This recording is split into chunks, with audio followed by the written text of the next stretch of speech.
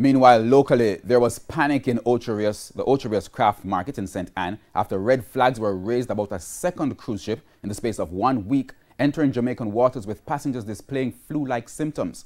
The ship, which came today, was denied docking privileges at the Ocherius Pier for 4 hours as health officials carried out routine checks before giving the all clear. Shamala Pullen has the details.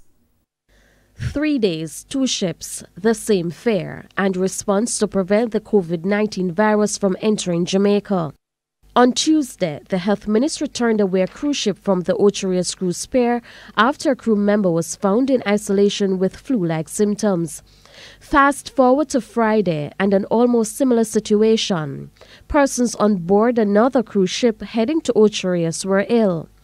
Health officials implementing safety measures first denied the ship entry, but after a 4-hour wait and careful assessment, it was granted landing privileges at the Ocherius cruise terminal minutes after 3 Friday afternoon. But only nationals who are not members of jurisdictions that are not under travel restrictions were allowed to disembark. There were 4 persons who were recorded as having flu-like symptoms. We subsequently requested the travel history of those 4 persons, which initially we did not get, but eventually we got. And based on an assessment of the travel history, those were deemed not to be a health risk, certainly as it relates to the coronavirus. The passengers were sent on their routine, including visiting the craft market in Ocherius.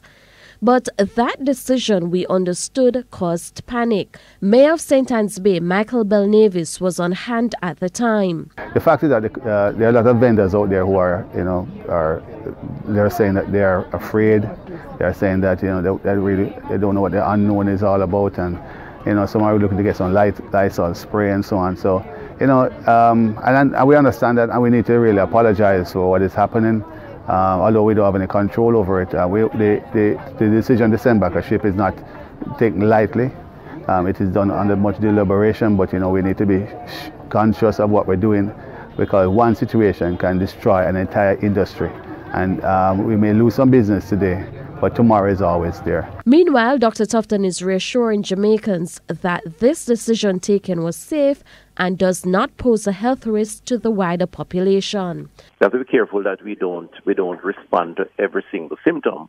It has to be scientific or clinically guided.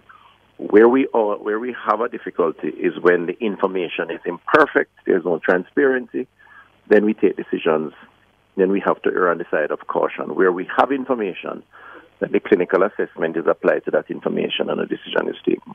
Shamala Pullen, TVJ News.